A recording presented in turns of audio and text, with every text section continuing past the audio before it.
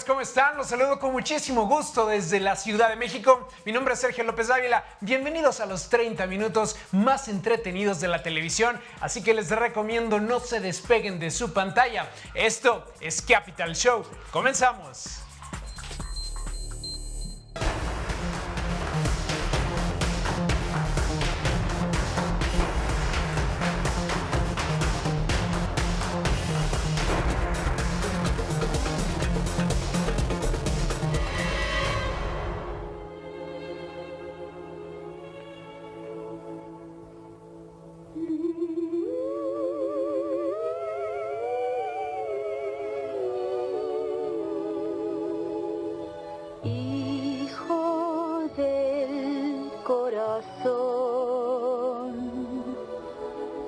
Deja ya de llorar.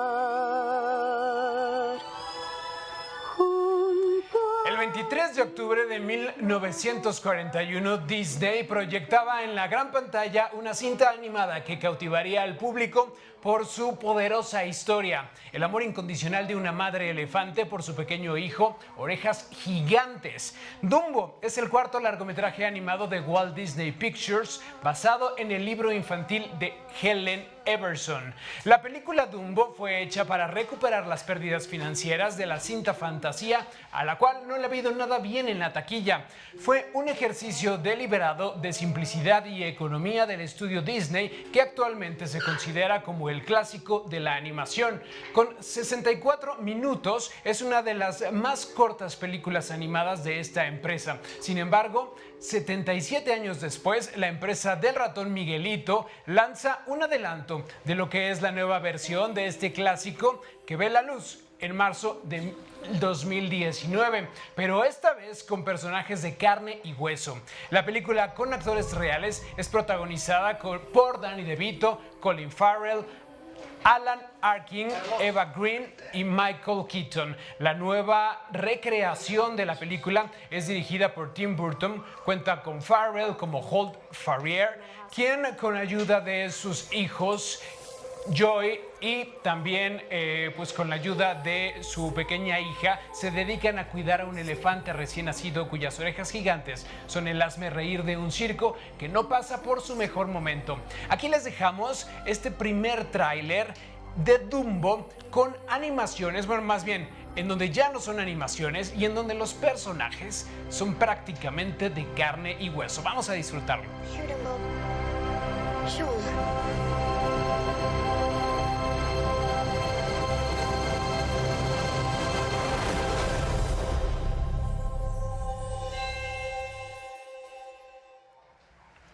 Y bueno, pues es viernes de palomitas, amigos, y a disfrutar de esto que nos ofrece la gran pantalla. Y bueno, tenemos aquí a un invitadazo, a un querido amigo, Charlie del Río. Él es periodista y especialista en cine y me da muchísimo gusto recibirlo aquí en el estudio. Mi querido Charlie, ¿cómo estás? ¿Qué tal, Sergio? Encantado de saludarte nuevamente. Pues sí, el gusto es mío y muchísimas gracias por estar aquí con nosotros. ¿De qué nos vas a hablar hoy? Pues mira, vamos a hablar de Pixar, lo que ha hecho a lo largo de tantos años, desde 1995, 20 largometrajes, además de los innumerables cortos que han sido premiados, trabajando la animación digital, mejorando la película tras película, pero sobre todo sorprendiéndonos con las grandiosas historias que traen, historias que son familiares, historias que pueden tocar a los pequeños, pero que también a los adultos nos atraen poderosamente. En cuestión, por ejemplo, hablar de una de sus películas recientes, que es Los Increíbles 2, sí. Esta secuela de la película que hay entre ellas como 14 años de diferencia. Las dos son del mismo director, las dos son escritas por la misma persona, Brad Bird,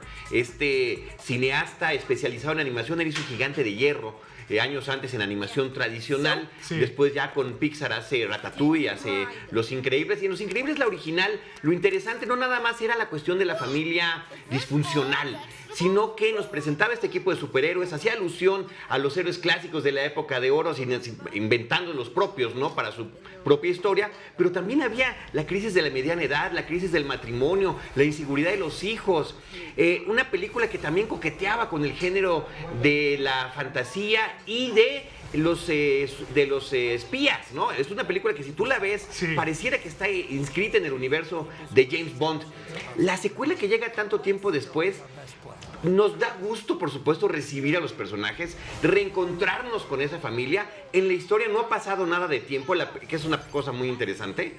Pese a que nosotros ya lo vivimos como muchísimo Claro, tiempo, y claro. a muchos ni siquiera habían nacido cuando la primera historia. Hoy les va a tocar esta segunda parte, que además, como tú lo dices, a mí lo que me impresionó de este lanzamiento es sobre todo la inclusión de la mujer como más fuerte en el rol femenino de la familia, ¿no? De aportar a la familia. Esa es la parte fundamental que tiene la película, en esta nueva. Justamente eso, que sea la mamá la que tiene que ir a trabajar, el papá se tiene que quedar en casa. Sí. La inversión de los papás, cosa que no es nueva, ¿eh? O sea, digo, además de que es una cosa cotidiana que vivimos hoy, Sí, y por que es de supuesto. lo más normal. En Mr. Mom con Michael Keaton hace muchos años Claro. ya se trabajaba en el tono de comedia este tema. Pero te digo, lo interesante es eso que estás mencionando, que la película arranca donde acaba, o sea, Jack sigue siendo un bebé. Se trata también de ver qué es lo que va a pasar con este bebé que tiene poderes que son no, impredecibles prácticamente, incontrolables para un pequeño. Es una película con mucho humor, con mucho corazón, pero creo que carece de esos elementos que hacían que la otra fuera un poco más transgresora.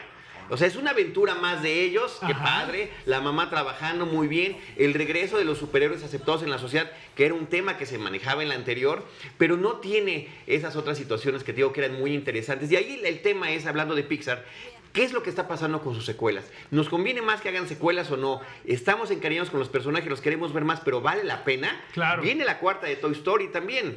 Sí. Ahora, Toy Story es un caso muy especial porque todas han sido geniales.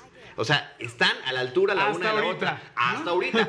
Hasta ahorita es la trilogía perfecta cinematográfica. Ni El Padrino lo había logrado. Exactamente. ¿Se convertirá en la tetralogía? No lo sabemos. Pero esto no nos da pues un buen panorama, ¿no? Porque recientemente tenemos películas tan interesantes como Intensamente, Coco, ¿no? Claro, Con esta visión una del Día de Muertos. maravillosa cosa que nos enalteció a la cultura mexicana y que pudimos ver en la última entrega del Oscar. Para mí esa fue la mejor parte de la ceremonia, llena de colorido, llena de música. Y bueno, justamente hablando de estas nuevas, no sé cómo decirlo, partes de las películas que ya habíamos visto y que nos encariñamos con ellas hace mucho tiempo. Por ejemplo, con Toy Story, también un poco de lo que puede llevar a la gente a las pantallas de cine es el morbo también. Muchas veces saber qué es lo que va a hacer Pixar con la nueva entrega. Sí, vamos a ver qué pasa. Lo que pasa es que ahorita justamente se trata de tener franquicias, se trata de tener secuelas, se trata de tener el mayor número posible de películas de los personajes que nos gustan. Ahí está Star Wars, que también es propiedad de Disney, ahí está lo que están haciendo con todo lo de Marvel que compraron. Sí. Y bueno, hay cosas que funcionan y hay cosas que no. A mí me hubiera gustado que esto hubiera sido la nueva película de Los Increíbles, una cinta tan redonda Claro, como es como la original. No es una mala película.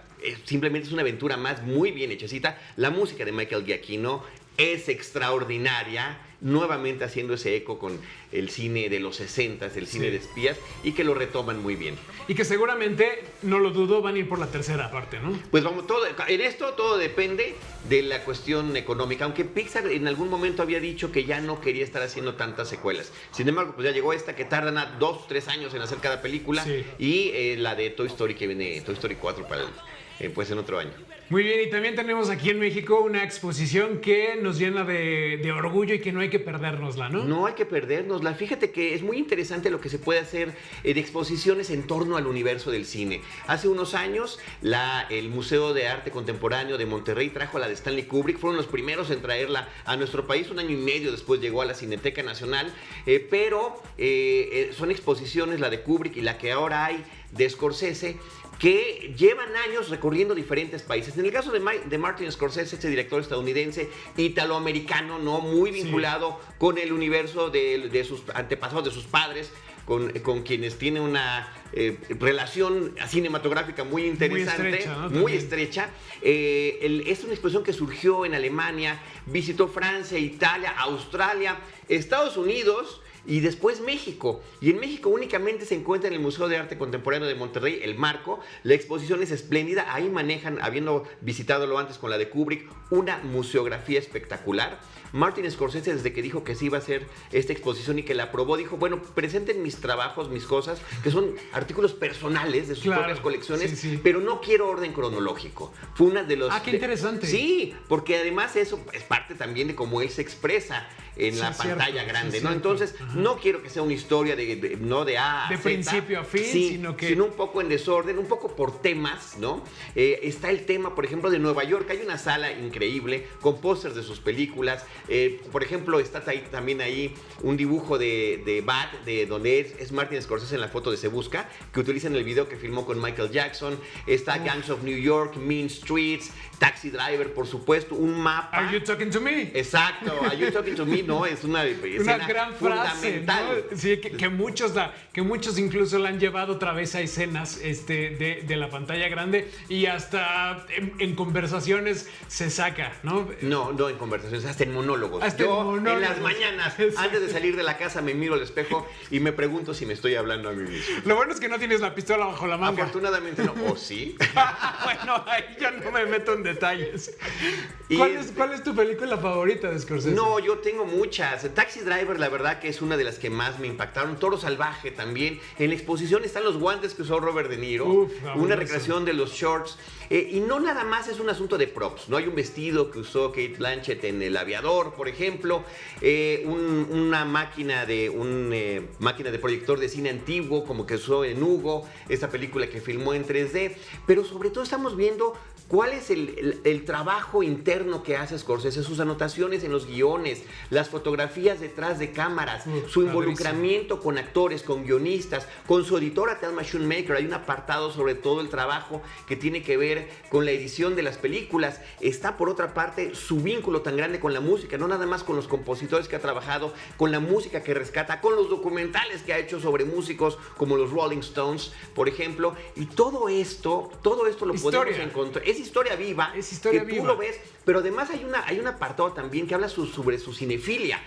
Él no nada más estudió cine, sino que desde niño estaba fascinado por las películas. Sus pósters originales de 8,5 de Fellini, de Dial M for Murder, de Hitchcock.